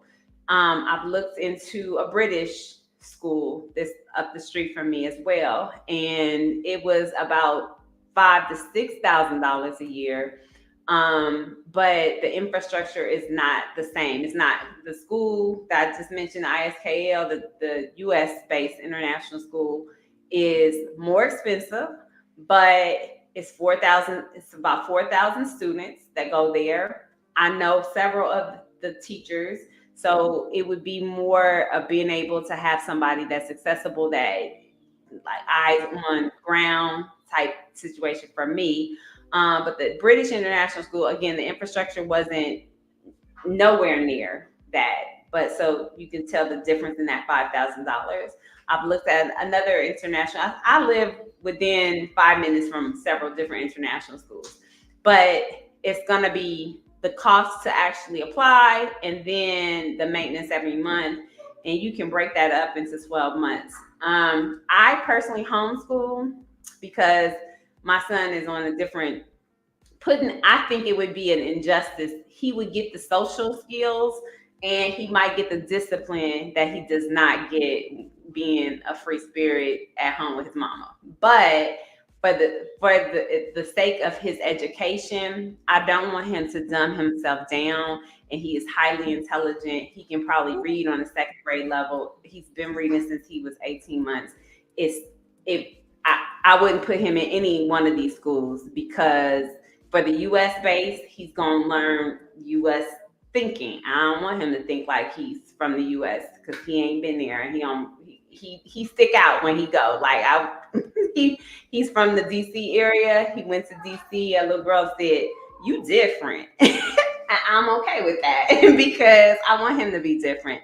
So homeschooling has its challenges, because then you have to think about like getting a tutor that I'm trying to snatch over from Thailand to teach my baby. But having somebody that can actually be there, because I've taught school, kindergarten, third grade, university, and I'm not his teacher. We've established that that's not a relationship that we need to have. But I think you just have to really think about, like, if you're gonna put your child in school here, what is it that you need? What is it that you want to get from that particular education system? Because there's a plethora. They will put a school in any building, and in all these malls, there's all kinds of preschools. There's other types of schools, and here it's a money game. And so those are just questions that you have to ask. The other thing is that you also have to pay for uniforms and all the school materials. So that just keeps adding to the cost. So just if you're going to put them in school, the benefit is if you don't have a way to apply for the visa through the digital nomad, maybe you're not a content creator, you're not in IT, so you don't meet the criteria, then you can put your child in school, and the benefit would be that you get to be the guardian and you get a visa that way. And so your child gets a educational visa, you get the guardianship visa. So those are some of the added benefits, but just look into the type of school, and there's a plethora of all type of international schools. And then when you talk about private, I've seen a school the other day that my girlfriend was trying to put her daughter in, and the school this is preschool.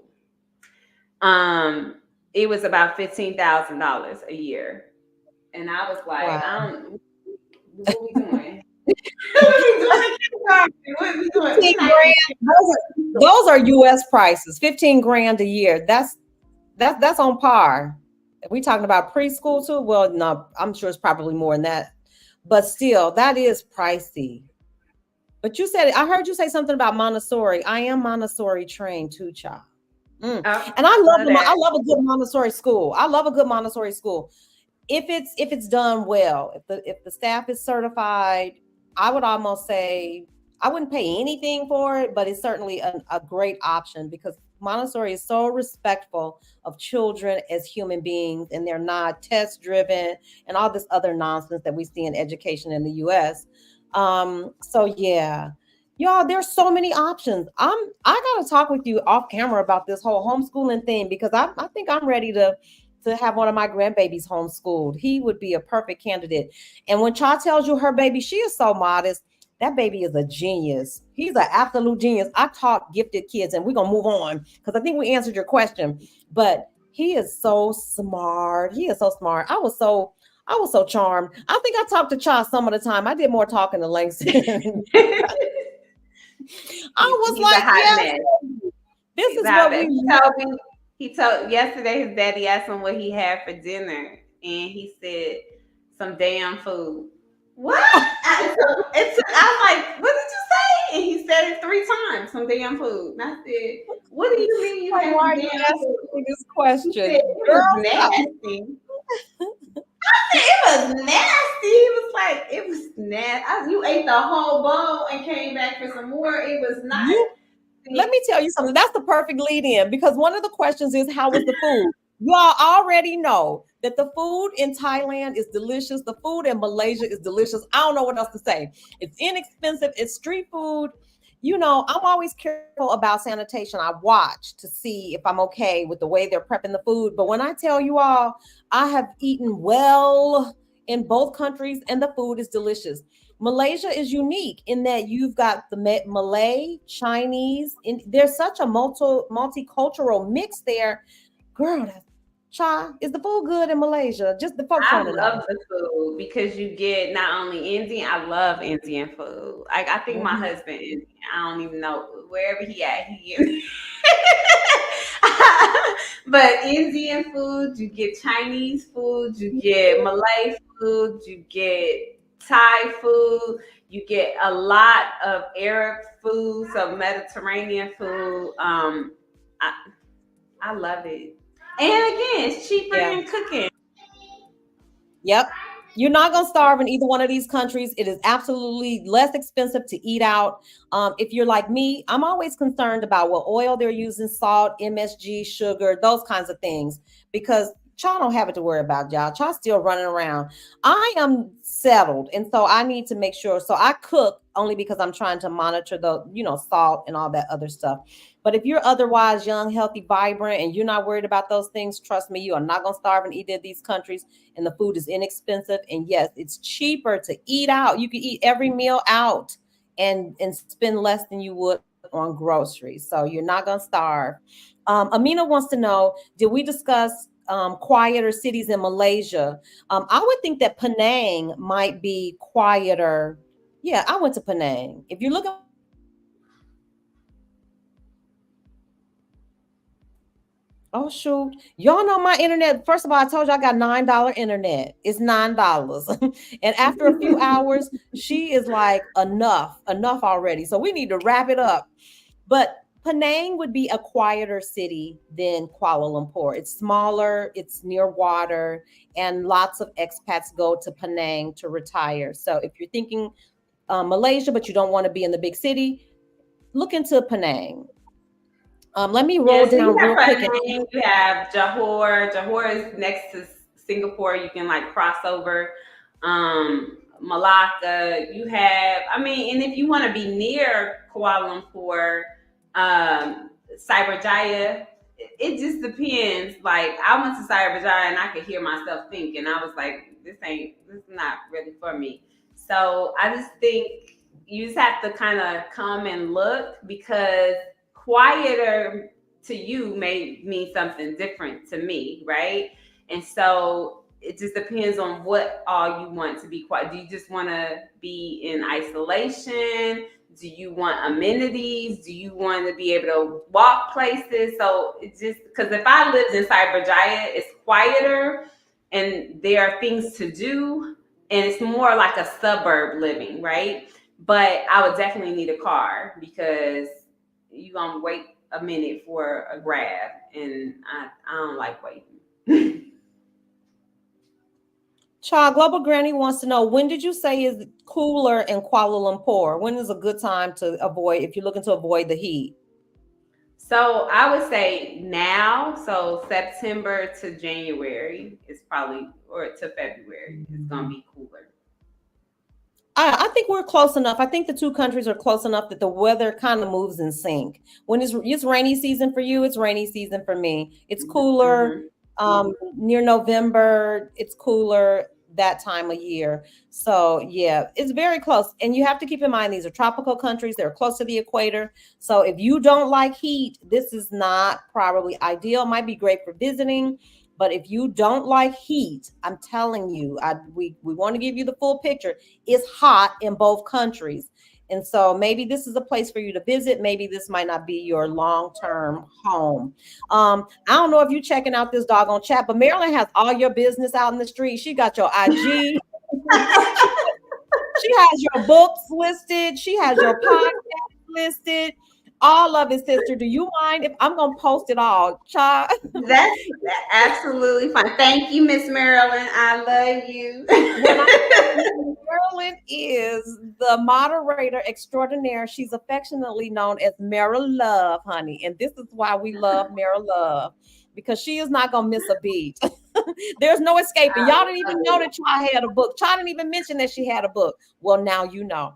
Chai has a podcast. Chai has a YouTube channel, a Facebook group, the whole, like I said, shabangity boodle. She has it all going on. So y'all and support my sister. Go like, subscribe, and share. That's for both of us. Hit the subscribe button, y'all. The stuff is absolutely yes, free. Lord, It is please hit that absolutely subscribe free. button. I need about 300 more.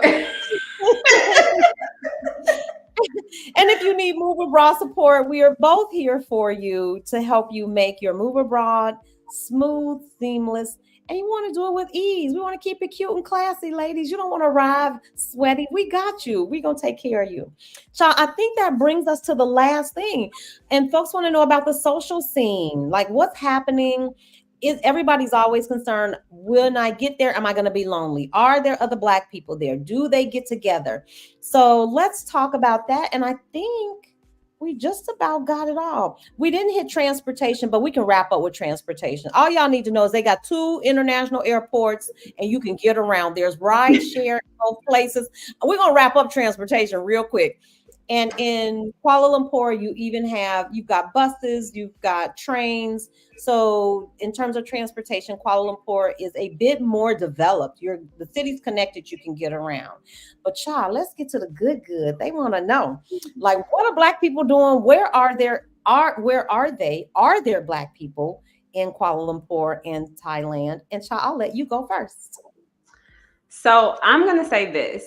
The one thing, because when I lived in Korea, I came to Kuala Lumpur back in 2012, and I liked it. It was slow. It was not the city it is today. I was like, okay, where the people at? Well, why they not out here in these streets? What's going on? It wasn't as vibrant as it is now. It was a lot slower. But one thing I have always questioned is, like, why are we not? I see Black women coming here all the time, but they're not staying, right? They're like going through Kuala Lumpur. And I've even asked them and they're like, is there something missing? I can't put my finger on it. Well, I put my finger on it. It's community, right? And so I'm a community person. No matter where I go, I'm going to start something. And I'm going to bring people together. We're going to eat together. We're going to laugh together. That's what I do. I community build. I have a Facebook group with 6,500 people in it. It's not what I would like for it to be, because there's so many people, so many different places. Last time we did the survey, this is a long time ago. It was like 32 different countries. I know it's well over 32 countries that's being represented in the group now. But I would say that that's the biggest thing. And for me, being, okay, give me 10 more.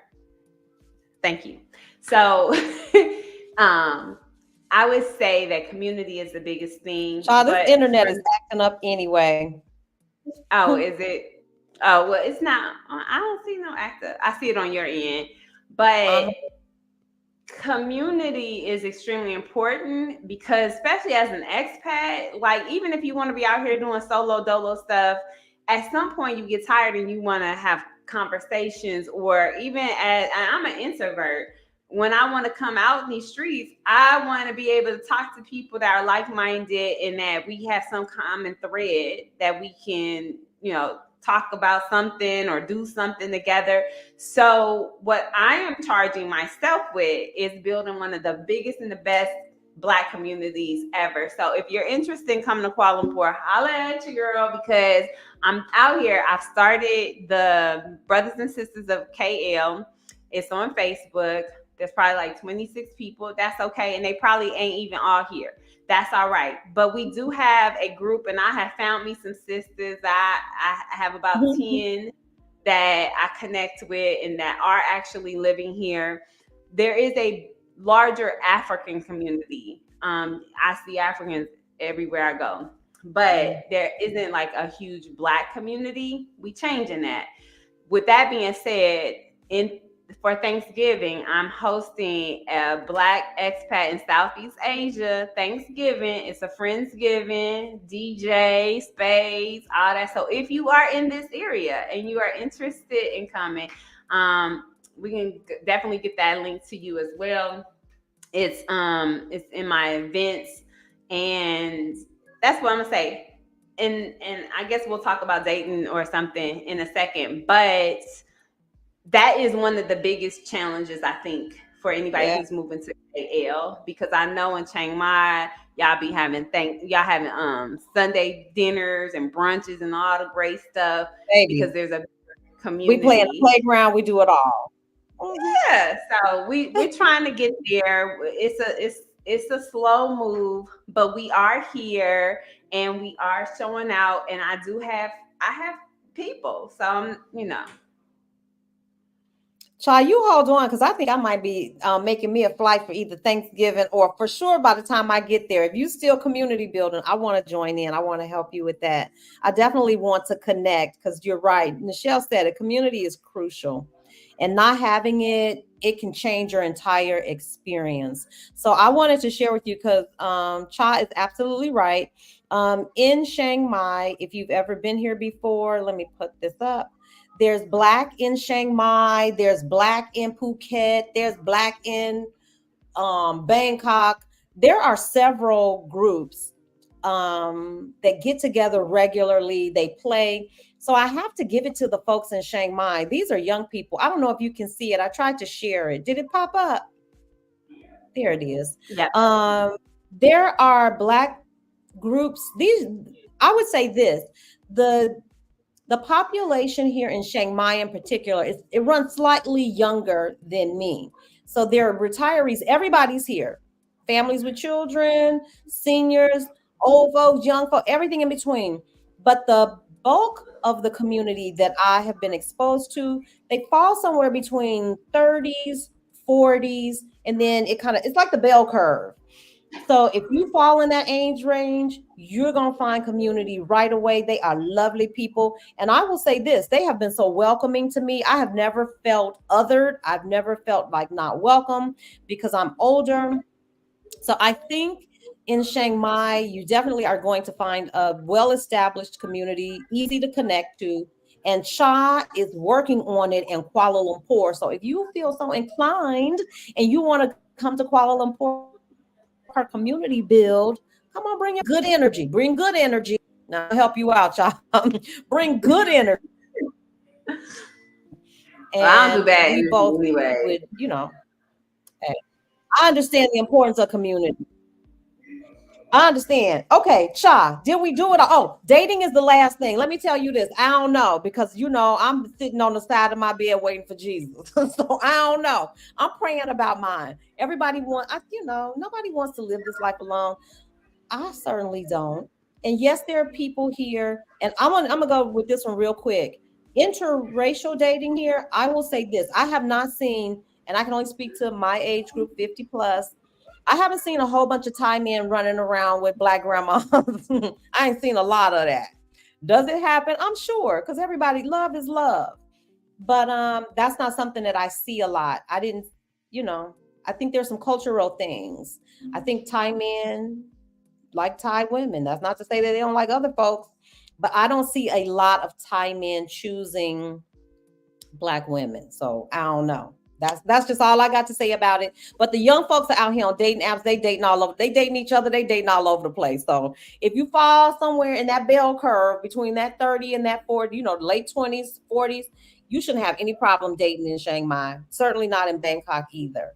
Now, Take that. Do with that what you will. Child, what's happening on the dating scene in Kuala Lumpur?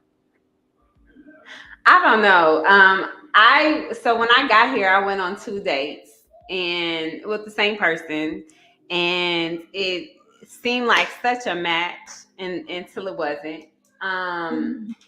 but he was from London. He was Jamaican from London, and he tall brother. Just everything seemed to be right. It's a just I don't know, just got weird. And I was just like, I don't have time or energy, and I have a child, and I'm almost 50. So listen, I don't have time for all these games. Like it need to be what it is. I'm not trying to be married. I'm not trying to do this, that, or the other. So it was just like I don't know, but I have gone and I told myself I'm not doing this because that's how I ended up with this child. I was online dating. Real I'm talk, real talk. I don't want to do it. I don't need another child, and I want to meet somebody organically, naturally, like at the airport or whatever, and just dating just some random. I can't do it, You but heard me say it. I'm sitting on the side of the bed waiting for Jesus. I trust Jesus with my love life. I trust him with everything. If he did all of this, I didn't expect to see any of this lovely life. I expect the same thing. I'm open. He see us, girl. He see us. We on the internet. They know where to find us. We not hard to find. Our whole life and our whole look. story is out here on the internet. He will find me, sir. That's If how I you feel. I mean, when I lived in Korea, dating was just easy because there were so many brothers there. Like, I dated an executive, and he wasn't out, and you wouldn't have seen him out in the streets or whatever. I met him at a house party, but I figure, there's some oil companies here, and there is God can send me a brother that came from Houston. I don't know, but I'm open to Indian. I'm free, but at the same time, I haven't been in interaction with people where I felt like this would be a good match or whatever. I did. Now this is funny. I'm part of this thing called American Association of Malaysia, and I'm the events director. And so I put on all these like little coffee things and it's wine tastings, all these different things. And so there was a young man who was here from Memphis, and if you would close your eyes and let him talk, you would thought that was straight up brother. He was so Chinese. But I mean, but his swag and everything, because he grew up in Memphis. And so, like, we had a lot in common. I spent my summers as a child in Memphis. I lived in Nashville for 25 years. And so we had a lot to talk about. But I was just like, I said, has anybody ever told you sound just like a brother? He was like, yeah. So, but he was young. He was quite young. And where were you when you ran into him? We have a event. It's a brunch twice a month, and he was at one of the brunches. Child, when I was in KL, I was in a taxi. My taxi driver was some dude from the music industry. He knew all the black music. I was in that taxi maybe all of 5 minutes. And when I tell you, I think he was Chinese. I'm not sure. Malay. He might have been Chinese or Malay. He was the cool. I would have called him a brother too. He was so cool. I was like, dude, I'm so sorry. I got to get out your ride.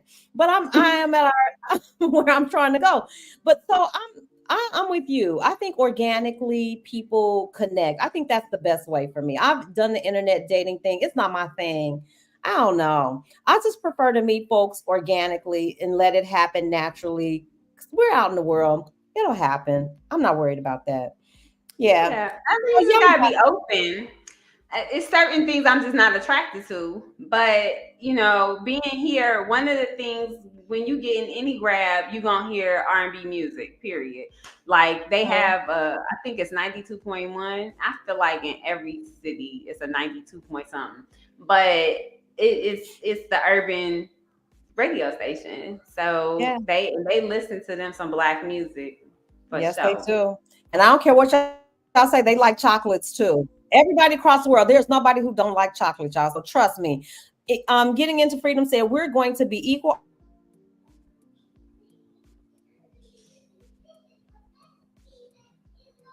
Wait. Yep. Sorry, y'all. Sorry, folks. I know. Edit that out. Edit that out. We are the equal opportunity daters. I don't know if I got hay fever or what's going on, but we are definitely going to be dating out here in the world, y'all. And my internet has spoken. The internet said, child, this stream is over. Call it a day. We're going 2 hours. I know y'all have seen my stocks not clocks mugs. They are for sale. They are get your stocks not clocks mugs because y'all, we're not gonna be working hard. This whole movement is about ease, creating the life of your dreams. Sha and I are here to help you, assist you along your journey. If you need us, please reach out. Don't try to do it alone. There's no need to do it alone. We've already made the mistakes. We've already blazed the trail for you. So please reach out. If you haven't liked, subscribe, and share the channel, please do so now. Do not leave the stream without subscribing to both channels. Do not leave without going over to check out Cha on all of her social media outlets. She's Cha Jones across social media. And get over there. All right, Cha, hold tight. Listen, it's time for us to say goodnight. Is there anything you want to say before this internet goes out, Cha? And now you all have my socials. Marilyn gave you everything I got. I feel like I'm out here in my drawers. But thank you so much for having me. It's been a pleasure. If you did not see the interview the conversation that me and Sondra had the other day, please go check that out. That's also on my Facebook. It was a live. But it's been a pleasure. If you have any questions, don't hesitate to reach out. I'm always here. And if you need that safe wing information, you can go to my website, and I am unaffiliated. Look at you, sister. I'm getting there. Hey, Langston. It's time for us to get ready to go. Thank you, everybody. We will see you. Check out Chad's stuff and check out my $50 grocery haul in Chiang Mai. Hey, Love Muffin. And on that note, we will bid you all a fond adieu, and we will see you back here next Sunday. I'll have Sam. I'll be interviewing or talking with Sam of Black Women Build Wealth, and she's got a summit coming up, and you'll want to be in the room for that conversation as well. So, gotta go. Talk to y'all later. Bye, everybody. Bye. Bye. Thank you. Bye.